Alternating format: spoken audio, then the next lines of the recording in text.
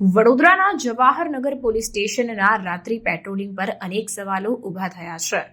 પ્રાપ્ત માહિતી અનુસાર તસ્કરોના સીસીટીવી ફૂટેજ વાયરલ થયા છે। આપને જણાવી દઉં કે વડોદરામાં રાત્રિના સમયે ચોરીના બનાવો દિવસે ને દિવસે વધી રહ્યા છે।